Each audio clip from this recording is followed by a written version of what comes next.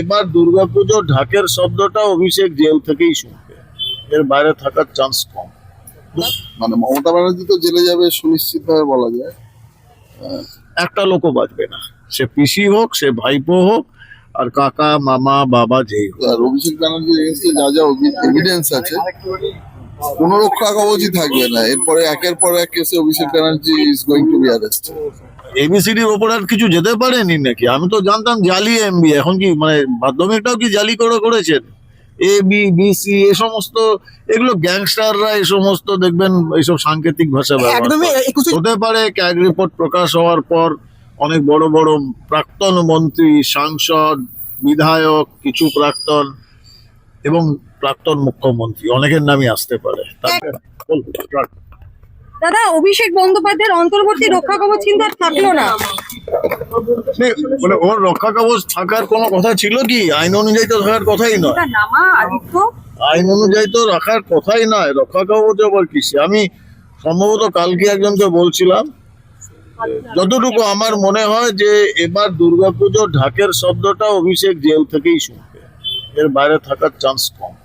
দুর্গাপুজো দিল্লিতে আজকে ধুন্ধুমার কাণ্ড চলছে সংসদ ভবনকে ঘিরে, ওখানে বিরোধী পক্ষ এবং অপরদিকে সরকার পক্ষ আজকে প্রশ্নফাঁস যে কাণ্ড নিয়ে, ওটা নিয়ে তারা বাওয়াল করছে ওখানে। দেখুন, আপনি যদি লক্ষ্য করে দেখবেন, শ্রীলঙ্কা, নেপাল, বাংলাদেশ এবং তারপর এখন ভারতবর্ষে যে ইস্যুগুলো নিয়ে তথাকথিত একটা ছাত্রদের মুভমেন্ট হয়, সেটা কিন্তু পরবর্তীকালে খুব বড় আকার ধারণ করে। কিন্তু নেপাল, শ্রীলঙ্কা, বাংলাদেশে যা হয়েছে, যে ডিপ স্টেটের হাত রয়েছে এবং যেরকমভাবে সফল হয়েছে, সেটা ভারতবর্ষে হবে না। এ তো পরিষ্কার যে সোনম ওয়াংচুকের যে ঘটনাটা, মানে অনশন, দেখুন ইস্যুটা নিয়ে কিন্তু ভারতীয় জনতা পার্টি বা আমাদের সরকার বা আমাদের মাননীয় প্রধানমন্ত্রী বারবার বলছেন যে আজকে কেউ, সকালবেলা একেবারে প্রধানমন্ত্রী বার্তা দিয়েছেন, কালকেও দিয়েছেন যে কেউ ছাড় পাবে না, কেউ বাঁচবে ওই না। আন্দোলনের উদ্দেশ্য কি? এটা দেখুন, এটার মধ্যে পরিষ্কার বোঝা যাচ্ছে এর পেছনে ডিপ স্টেটের হাত রয়েছে। আমরা তো সেটাই উদাহরণ দিলাম যে শ্রীলঙ্কা, বাংলাদেশ এবং নেপাল, যে আপনি ইস্যুগুলো দেখবেন, ইস্যুটা শুরু কোথা থেকে হয়েছে, তারপর এই আন্দোলনের রাশ নিয়ে নিয়েছে সম্পূর্ণভাবে ডিপ স্টেট, এবং ওগুলোতে সবগুলোতে কিন্তু সরকার উৎখাত করতে পেরেছে। ভারতবর্ষে ওরা দিবা স্বপ্ন। দাদা, ইউপিএ যখন গভর্নমেন্ট ছিল তখনও তো প্রশ্নফাঁস এরকম হয়েছিল, তাহলে এইবার কেন শিক্ষামন্ত্রী পদত্যাগ চাইছে তাহলে? না, তখন ডিপ স্টেটদের সরকার ছিল, ডিপ স্টেট কেন তাদের ডিস্টেবিলাইজ করবে? এই যে নরেন্দ্র মোদীজির যে সরকার, এই সরকার আমেরিকার কথায় বা ডিপ স্টেটের কথায় চলে না। তার জন্য এই চক্রান্ত চলতে থাকবে, কখনো কৃষক আন্দোলনের নাম করে, কখনো কিছু চলতে থাকবে।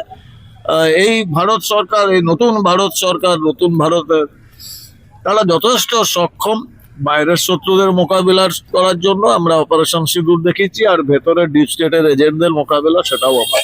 অন্যদিকে বলেছে আগের দিনকে কল্যাণ বন্দ্যোপাধ্যায়কে সাসপেন্ড করা হয়েছিল, তিনি আজকে ওখানে উপস্থিত ছিলেন, প্লাকার্ড লেখা আছে একাই গলায় के साथ 20 गद्दार और भी हाजिर है संसद में, क्या बोले?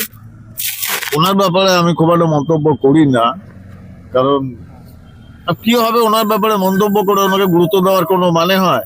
মানে ওই সে ভালো তৃণমূল বলুন, খারাপ তৃণমূল বলুন, ওখানে দুটি রত্ন রয়েছে। তো এই দুটি রত্ন আপনারা জানেন, একজনকে তো কালকে মার্শাল দিয়ে চ্যাংদোলা করে বার করা হলো বিধানসভায়, আর আরেকজনও তো এই নাটক করতেই ব্যস্ত থাকে। এদের নিয়ে আমরা গুরুত্ব দেই না, এদের কোনো রাজনীতি নেই, কোনো রাজনৈতিক গুরুত্ব নেই, ভাড়ামি করছে। দাদা, আর শেষ প্রশ্ন, রাহুল গান্ধী কিন্তু কন্টিনিউ এখন অব্দি আমাদের প্রধানমন্ত্রীকে দুষছেন, তিনি কি বলবেন? রাহুল গান্ধী, দেখুন, উনি যদি রাজনীতিবিদ হতেন আমি কথা বলতাম, উনি তো সিরিয়াস রাজনীতিবিদই নন। 56 বছর বয়সে এখনো উনি ম্যাচিওর্ড হতে পারলেন না। ওনার মা এখনো বলে যাচ্ছেন আমার ছেলে ম্যাচিওর্ড হবে, 60-70 বছরে হবে। তো এখন উনি, ওনার কাছে কোনো এজেন্ডা আছে, কোনো অল্টারনেটিভ কিছু দিতে পেরেছেন ভারতবর্ষের মানুষকে? তাই তো ভারতবর্ষের মানুষ ছুড়ে ফেলে দিয়েছে। সবকিছু নোট করে লিখে রাখুন, এই সবকিছু হিসাব হবে। অভিষেক বন্দ্যোপাধ্যায় বলছেন সবকিছুর হিসাব হবে, নোট করে লিখে রাখুন। 29 জবাব দেওয়া হবে। 29 না 31? 31। উনি তো তখন জেলে থাকবেন, জবাবটা পাবেন কি করে? উনি তো জেলে যাচ্ছেন। আমি তো বললাম যে এবার দুর্গাপুজোর ঢাকের আওয়াজটা উনি জেলের ভেতর থেকে শুনবেন। তো আগে জেলটা ঘুরে আসুন, তারপর আমরা দেখব। এত মামলা হওয়ার পরেও কিন্তু অভিষেক ব্যানার্জি দমছেন না, তিনি কন্টিনিউ এখনো অব্দি আমাদের মুখ্যমন্ত্রীকে তিনি কটাক্ষ করে যাচ্ছেন। ক্যাগ রিপোর্ট রয়েছে। না, ব্যাপার ক্যাগ রিপোর্ট কিন্তু এখনো পাবলিশ হয়নি। এবং সেটা কালকে বিধানসভায় মাননীয় মুখ্যমন্ত্রী বলেছেন যে এটা যখন পাবলিশ হবে, জনসমক্ষে আসবে, আপনারা চমকে যাবেন দেখে। এবং উনি এটাও বলেছেন বিধানসভায় যে আমরা সরকার, ওরা যত তাড়াতাড়ি সম্ভব গভর্নরকে অ্যাপ্রোচ করছেন, উই নিড সার্টেন পারমিশন, কারণ হতে পারে ক্যাগ রিপোর্ট প্রকাশ হওয়ার পর অনেক বড় বড় প্রাক্তন মন্ত্রী, সাংসদ, বিধায়ক, কিছু প্রাক্তন এবং প্রাক্তন মুখ্যমন্ত্রী অনেকের নামই আসতে পারে, তার এক জন্য রিপোর্ট প্রকাশ গভর্নর হলে কি মমতা বন্দ্যোপাধ্যায়েরও জেল যাত্রা? না, সেটা তো বলেছেন, তার জন্য তো একটা প্রস্তুতি থাকে সাংবিধানিক, গভর্নরের পারমিশন নিতে হয়, সেগুলো চলছে। এবং সম্ভবত যেটা উনি বললেন যে ক্যাগ রিপোর্ট নিয়ে আলোচনা করার জন্য বিশেষ অধিবেশন ডাকা হবে। তো আমরা অপেক্ষায় রয়েছি। তবে এটা ওই যে বারবার বলছেন জিরো টলারেন্স ফর করাপশন, একটা লোকও বাঁচবে না, সে পিসি হোক, সে ভাইপো হোক, আর কাকা, মামা, বাবা, যেই হোক। এবি হয়েছে, এখন সব বিসি হচ্ছে। বিসি অভিষেক বন্দ্যোপাধ্যায় বলছে, এখন এতদিন চলছিল এবি, এখন বলছে বিসি। শুধু একটা কথা বলবেন বিসি, আর কিছু বলতে হবে না। বিসিটা আমি ঠিক বুঝলাম না, মানে বালিশ কি? চাটা, আগে বালিশ চাটা। দেখুন একটা ওই কি মানে এবিসিডির ওপর আর কিছু যেতে পারেনি নাকি? আমি তো জানতাম জালি এমবি, এখন কি মানে মাধ্যমিকটাও কি জালি করেছেন? এ বি বি সি এ সমস্ত, এগুলো গ্যাংস্টাররা এই সমস্ত দেখবেন এইসব সাংকেতিক ভাষা ব্যবহার একদমই করে। 21 জুলাইয়ের মঞ্চ থেকে কড়া ভাষায় মুখ্যমন্ত্রীকে আমাদেরকে শাসিয়েছেন এবং অমিত শাহকে বলেছেন আই অমিত শাহ দেখে যা, এরকম করে কথা বলেছেন। শুভেন্দু দেখে যা, কত লোক হয়েছে দেখুন, দেখে যা।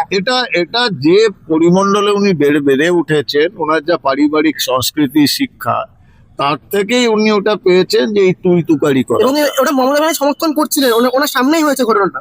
তো ওনারই তো বাই প্রোডাক্ট, উনি করবেনই। তো এই দেখুন, ওই পরিবারটা নিয়ে যত কম বলা যায় ভালো।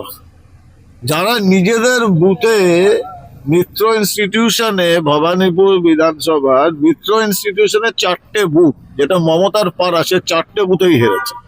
তো মানুষ ছুঁড়ে ফেলে দিয়েছে, এবং ওদের শিক্ষা সংস্কৃতি নিয়ে কিছু না বলাটাই ভালো।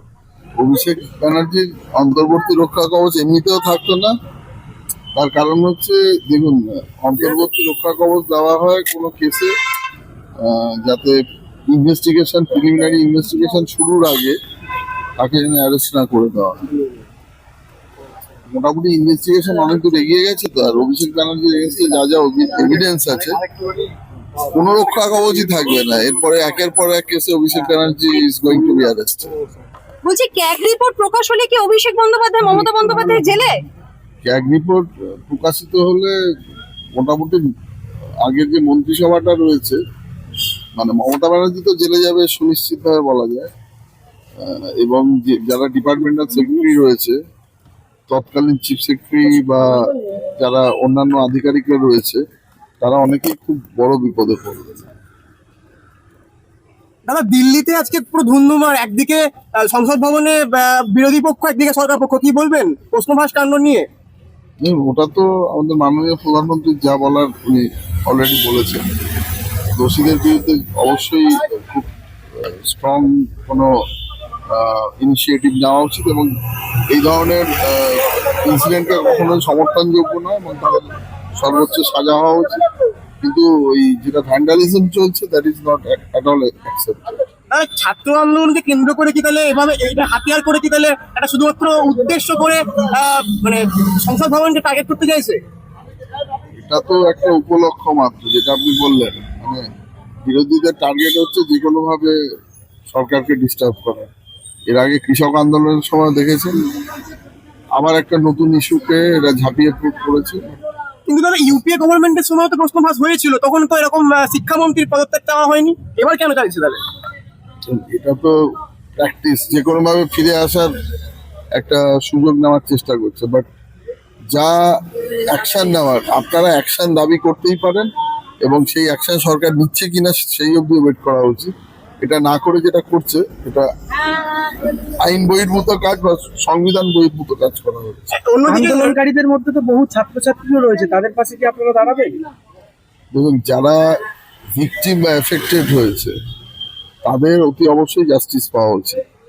কিন্তু যেভাবে তাদেরকে উস্কে নিয়ে গিয়ে ভ্যান্ডালিজম চালানো হচ্ছে, that is not at all accepted. ছাত্রছাত্রীদেরও বোঝা উচিত যে তাদের justice always they should get justice. এমনকি দাদা প্রধানমন্ত্রীও আজকে এক্সান্ডেলে কিন্তু জানিয়েছেন যে যারা দোষীদেরকে একজনকে ছাড়া হবে নাকি, তারপরে এই আন্দোলনের উদ্দেশ্য কি? সেটা তো মানে একই, যেটা আমি বললাম যে মডাস অপারেন্ডি, এদের কাজ হচ্ছে যে কোনো ভাবে ভারতবর্ষের মধ্যে ডিস্টারবেন্স, ইন্টারনাল ডিস্টারবেন্সটাকে চালিয়ে যাওয়া। আর মাঝে মাঝে মানে বৈদেশিক শক্তিকে যারা যেভাবে বিভিন্ন সময় অ্যাটাক করার একটা টেন্ডেন্সি, মানে ইন্টারনাল আর এক্সটার্নাল বোথ আর, মানে এখানে যে ডিপ স্টেটের থিওরি এটা আবার কাজ করতে শুরু করেছে।